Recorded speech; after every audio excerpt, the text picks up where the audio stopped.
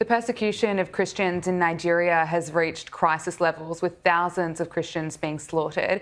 US President Donald Trump is now instructing the Department of War for possible action. Hi, this is Nnamdi. Welcome to African Viewpoint. Um, I am back again with a new video concerning this topic of insecurity in Nigeria. Some people refer to it as Christian genocide. Some people say no, it is insecurity problem. But whatever you call it, or whatever you look at it, or however you look at it, one thing is clear. The majority of people that are being slaughtered and killed in Nigeria, the majority are Christians, and they so coincidentally happen to be in Christian communities. So call it Christian genocide or call it just general or whatever insecurity, it doesn't change the fact that Christians are being killed. One thing I want to say is that I was born and raised in the northern part of this country where all these atrocities are being carried out. You may not know that I'm a Nigerian. I'm a full Nigerian. And not only am I a Nigerian, I was born and brought up in the north, even though I am from the south. And I know their culture. I know I speak their language because we have different languages. Therefore, it is very unfortunate because north this north is a very good place to stay. Unlike Lagos, where you have a lot of stress, traffic, and all that, but in the north, there is nothing like that. So it's a very good place for you to stay if there was no violence, if there was no unrest, if there was no terrorism. Actually, I left the north because of terrorism and I had to flee for my dear life. I was born in the northeast, not just every north, all part of the north. Yeah, I experiencing this issue, this killings and all that. Is particularly the northeast. And the northeast is where I was born in Borno State, Biu, local government. That's where I was born and raised. And so it was very unfortunate that this is happening. And one thing I know, Christians are being killed, and I might as well call it Christian genocide. So, without no further ado, I do not want to drag this matter or talk too much because I understand that so many people do not like long videos. So, but before we go any further, I want to please ask if you have not subscribed to this channel, please do subscribe, like, and share, and click the notification bell because that's the only way you're going to help me to push this video forward. So, without now having said that, let's see let's see a man, a pastor in the north, and is from the north, how he was actually wailing and begging for international community intervention. All right, let's see that, and then we will continue from there. Persecution of Christians in Nigeria has reached crisis levels, with thousands of Christians being slaughtered. US President Donald Trump is now instructing the Department of War for possible action. Joining us now is Bernard Tutunji, National Director of the Aid to the Church in Need Australia and New Zealand. Bernard, thank you so much for joining us to talk to us about what's happening in Nigeria. Christians, of course, are being slaughtered, and Islamist militants are reportedly burning down villages. And recently, a pastor made this desperate plea for the president to step in, a warning that this vision is distressing. United Nations, I know you're watching it. American Senate, you are watching what I'm doing, I'm saying here. Special advisor to Trump, now, please tell Trump to save our life in Nigeria. Okay, so I hope you may have noticed that this pastor from the north is standing in the mass grave of people that were just recently killed by these terrorists. And he is so pissed that he had to directly make a plea to the United States Senate and to the special advisor to Donald Trump, indirectly telling Donald Trump that he has to do something for them, for Nigeria, for us, because this is what has been going on. And unfortunately, it has been normalized. It is normalized. It's a normal thing now for Christians to be killed, you know, massively, and nobody is saying anything about it. Even our own local media, they have stopped, carrying or talking about the issues like this because they believe it's a normal thing and now. And unfortunately, because like most of us that we are not living close, Nigeria is a very big place. The South, most of us that are living in the South, we don't really know what is going on and what our Christian brothers are going through in the North. So we kind of ignore it. And with the politics that is behind it, a lot of people, the elites that have interest in this, they just, kept mute and doing nothing and kept on doing what they are doing because they are benefiting from it. But this man is fed up. The people that are being killed, they are fed up. Why is it that it has been going on for decades? And this man is making a direct plea to a foreign country to come to the aid of Nigeria, to come to their aid of those people that have been killed. It's very unfortunate that it has to come to this. But as you can see, he's standing in the mass grave of people. If you look at that side, by his left hand side, you will see his blood. Kind of it is blurry. They covered the mass people. This is where they are laying dead people. They are about to bury. They didn't show it there. And some people are here concerned about America coming to take away our resources. Why they are saying that is because they have not been affected. Their own has not been killed. Where they are saying that is because they have vested interest. Where they are saying that is because what is happening now has not affected them directly. Unfortunately, that is the case in Nigeria. They are killing Christians in Nigeria. It's horrific to see that vision, to hear the reports of what's coming out of Nigeria. Can you shed some light on what's happening there? Look, what that pastor's saying, it's sheer desperation, because this isn't a new situation. This isn't ever a fragile situation that's about to get worse. It's as bad as it can almost get. And so they're in such a state where they'll go to sleep one night. They don't know if they're going to wake up the morning, if their village is going to be ransacked. So it is just this desperation where you reach out and you just call for those who might be able to do something. And I know we've seen the president come out recently to say a few things, and I think that, maybe gives some hope and maybe has some chance to... Maybe our government is going to do something. Maybe, and I hope that our government does something. I'm not really all in support of Donald Trump coming in. We can handle this issue. But in a situation where we can't handle it, I don't care if America comes in and try to help us. But I hope that Nigeria can handle this issue. And I believe that they can. They just don't want. They know all what they are doing. They know what they are doing. All these elites and these rich people, the elites that are on the top, and all these politicians, they know what they are doing, all at the expense of these innocent people that they are killing. Unfortunately, that's the case. So you have heard and seen that, and I know that you understand um, my point and what is really happening in Nigeria. This is just a nutshell of what is happening and the reality on ground in Nigeria. So I hope that at the end of the day, that something is done to get rid of insecurity for the sake of our country, our beloved country, Nigeria. Hopefully, that my country will become great again because we are blessed with so much natural resources, with so much, wealth.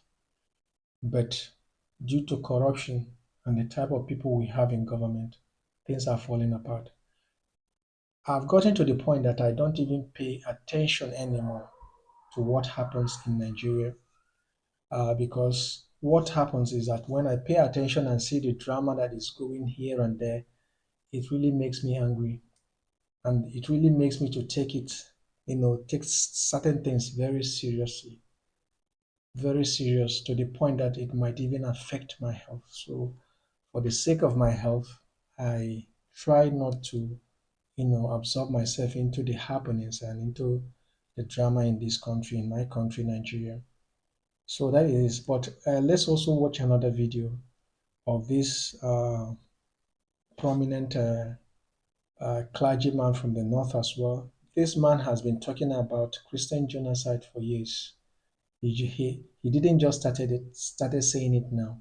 He has been talking about Christian genocide for years. He was calling it Christian genocide, which we know that has been happening for years since 2009, when the Chibok girls were kidnapped. All the Chibok girls, over 300, when Jonathan was the president, over 300 of them were kidnapped. And all these women, 200 girls, teenagers, girls, young girls, were kidnapped. And these girls, all of them were Christians, were kidnapped by these Boko Haram people.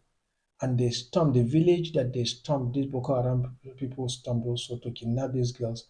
They were all, they were the Chibok, they call the town or the village Chibok, and it's a Christian town. At the end of the day, I don't even know if these girls were released or fully released, but they use them as a pawn. They use them as politics to oust the then president Jonathan. This same president Tinubu used it and said it was not acceptable, that he was not doing his job. This same president and Buhari, they used that same problem to oust him, and they got the support of United States under Barack Obama and his wife. They were holding placards saying "Free Chibok girls" and all that. But at the same time, Obama never visited Nigeria, but he was instrumental to the change of government, because that was the pressure, and that was the plan. I knew then that something was wrong.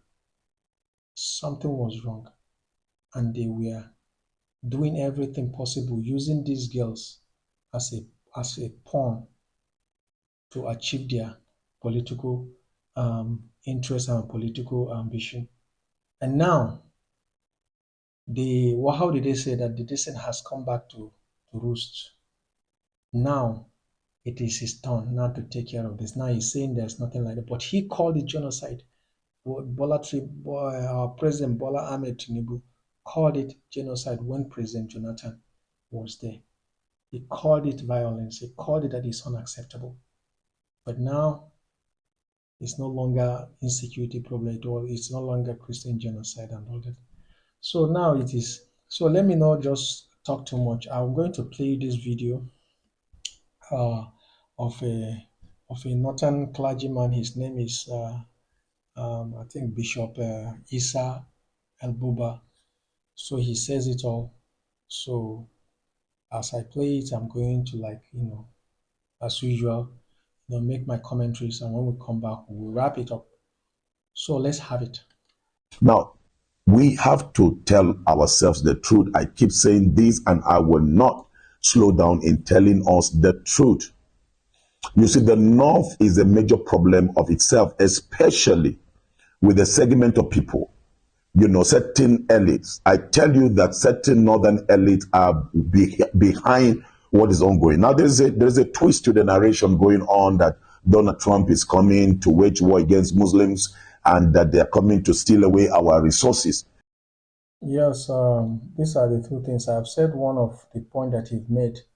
I've said it earlier on that the elites are complicit in this because of their selfish interests or because of what they stand to gain from this. And some elites, actually, they are supporting this terrorism because they believe in the cause.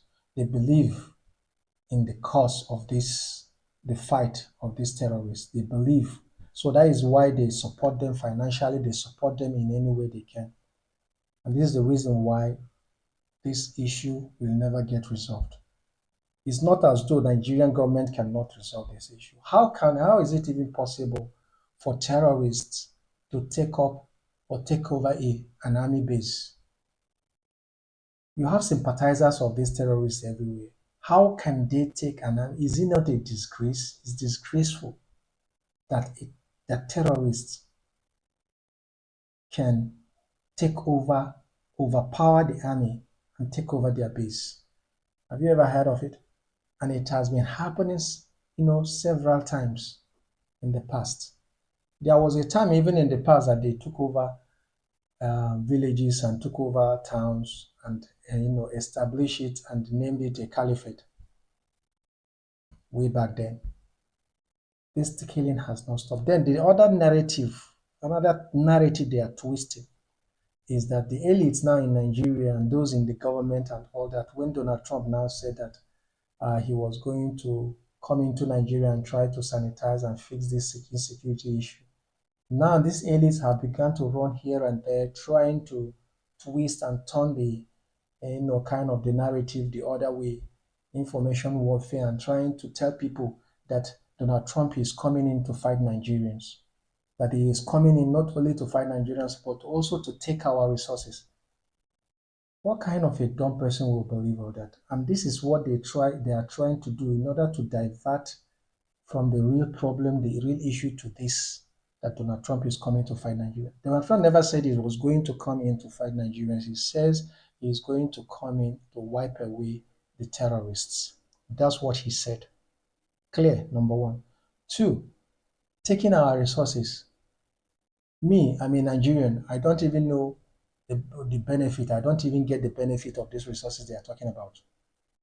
But I do know, I'm well aware that there are illegal mining places all over the country in the north where illegal miners are operating in collusion with our people, Nigerians, with foreign people. Some cases that I have seen, some people that have been arrested, they are Chinese nationals. They are mining and taking away our resources, and nobody is talking about it. And now they are saying Donald Trump is coming for our resources. Now, as far as I'm concerned, and as far as I know many Nigerians are concerned, is security first. But I hope that Donald Trump doesn't have to come in before we solve our problems. We can solve it by ourselves. This is something that we can resolve. We can resolve if we want to, and stop playing politics, and stop saying that it is a Christian genocide or it is not a Christian genocide.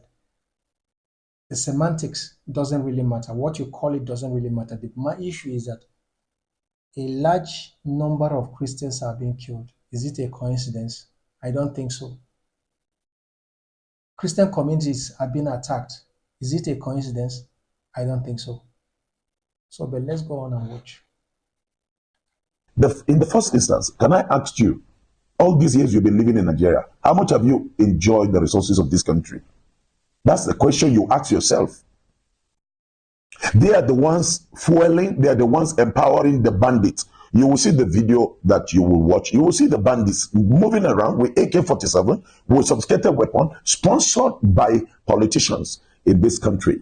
All right? In one of the videos, you will even hear one of the Fulani men, when they were called for them to surrender and all of that. And he was saying that government was the one that provided these things for them. He said, where can an ordinary Fulani man who is used to stick going with his cow have money to go and buy AK-47? This is a common knowledge and a common sense issue. These Fulani people and these terrorists that we are talking about, or herdsmen or bandits, these people, they are what they call them. They are herdsmen. They take cows, they rear cows from one place to the other.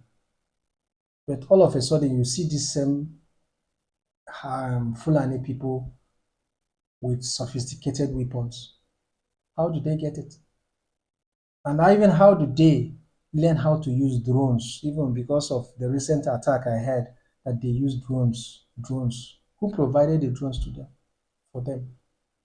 Is it that Nigerian government doesn't know, do not know, does not know, or does not have the intelligence of people involved? They don't just want to talk. They know each other. They know themselves. But one thing I also want to say is, I believe that the United States will also have an intelligence concerning these people or people that are behind this. Let them release the names. Let them, kind of publish it. I'm making a plea. If they can, let them do it. And I know they can.